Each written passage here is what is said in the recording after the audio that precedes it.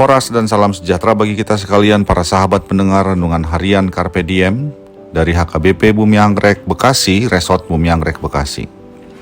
Kembali kita akan bersama-sama merenungkan firman Tuhan di hari ini, Kamis 11 Desember 2025. Kiranya di hari ini damai sejahtera Allah yang melampaui segala akal memelihara hati dan pikiranmu di dalam Kristus Tuhan kita.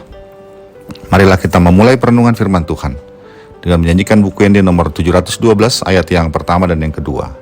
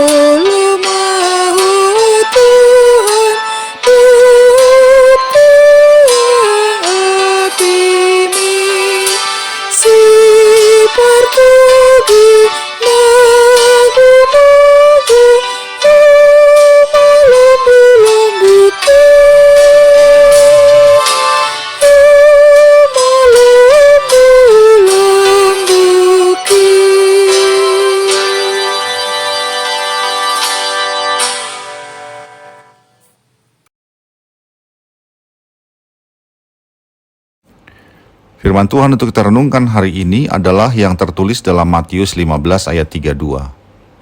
Lalu Yesus memanggil murid-muridnya dan berkata, "Hatiku tergerak oleh belas kasihan kepada orang banyak itu. Sudah 3 hari mereka mengikuti aku, dan mereka tidak mempunyai makanan. Aku tidak mau menyuruh mereka pulang dengan lapar, nanti mereka pingsan di jalan." Demikianlah firman Tuhan. Kita tentu sudah tahu kisah tentang Tuhan Yesus yang mengadakan mukjizat memberi makan 4.000 orang. Dalam kisah tersebut, ada satu bagian yang mungkin sering terluput dalam perenungan kita. Dan hari ini kita akan merenungkan bagian yang sering terluput itu, yaitu bahwa Tuhan Yesus tidak hanya sekedar melakukan mukjizat memberi makan 4.000 orang, tapi ia juga memperlihatkan bahwa dia adalah gembala yang baik, yang tidak hanya memimpin dari jauh kepada umatnya, tetapi juga hadir dekat di tengah-tengah mereka, peka, penuh kasih, dan juga memperhatikan kondisi umatnya. Renungan hari ini mengajak kita untuk melihat bagaimana Yesus sebagai gembala yang baik menangani atau bersama dengan kita, sama seperti ia memperhatikan orang banyak.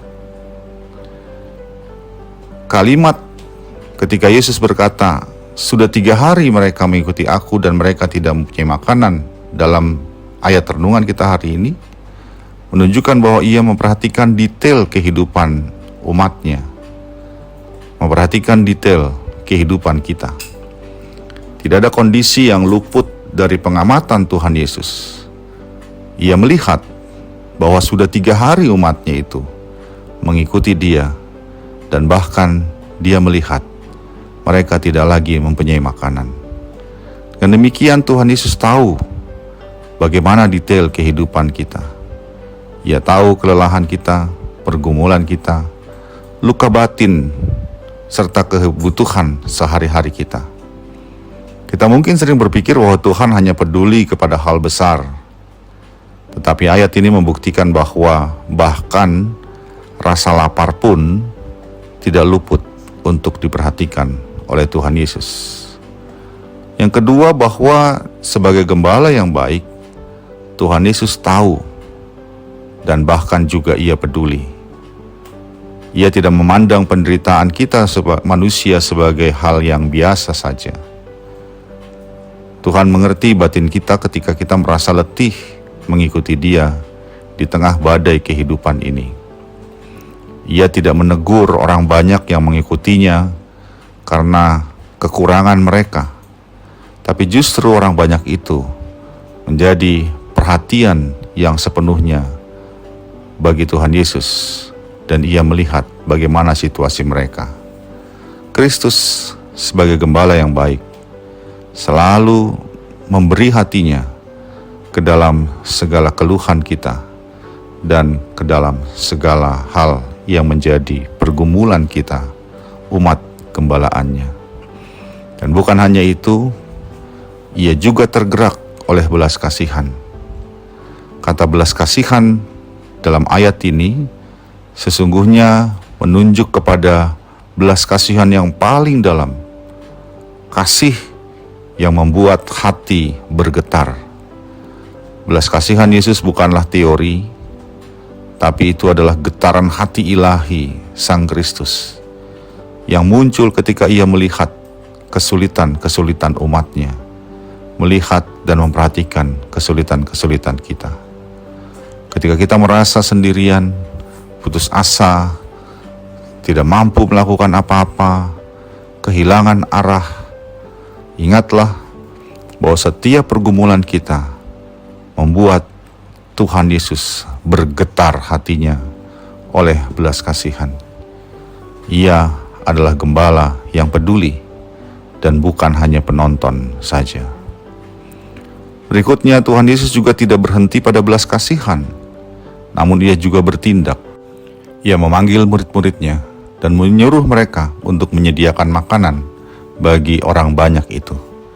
Namun ketika para murid tidak sanggup untuk melakukan penyediaan makanan itu, Tuhan Yesus yang langsung bertindak. Ia mengambil roti yang sedikit, memberkati, memecah-mecahkannya, dan memberi makan ribuan orang hingga kenyang. Belas kasihan di hati Tuhan Yesus selalu diikuti dengan tindakan pemulihan. Terkadang pemulihan itu datang perlahan bagi kita. Terkadang juga melalui orang-orang yang Ia kirim untuk kita. Terkadang juga pemulihan itu melalui kekuatan baru dalam hati kita. Tapi satu hal yang pasti, Ia bertindak untuk memulihkan kita. Dan terakhir, Yesus tidak membiarkan kita sampai celaka. Tuhan Yesus berkata kepada murid-Nya, "Aku tidak mau menyuruh mereka pulang dengan lapar, nanti mereka pingsan di jalan." Kalimat ini menunjukkan bahwa Ia tidak mau umat-Nya jatuh di tengah perjalanan hidup oleh karena kelelahan dalam pergumulan. Kristus sebagai gembala yang baik tidak pernah membiarkan kita berjalan tanpa bekal, tanpa kekuatan, tanpa pertolongan. Kita mungkin menghadapi jalan yang jauh, jalan yang terjal, jalan yang berat. Namun, Kristus Sang Gembala memastikan bahwa tidak ada langkah kita yang tak diperhatikannya. Tidak ada langkah kita dalam perjalanan itu yang tidak disertainya dan dibekalinya, sehingga kita mampu untuk menjalaninya dan kita tidak terjatuh. Kiranya Tuhan menolong kita untuk tetap percaya, apapun pergumulan kita hari ini, kesusahan, keletihan, dan ketidakberdayaan kita, sesungguhnya Kristus memperhatikan, Ia peduli, dan Ia bertindak. Amin.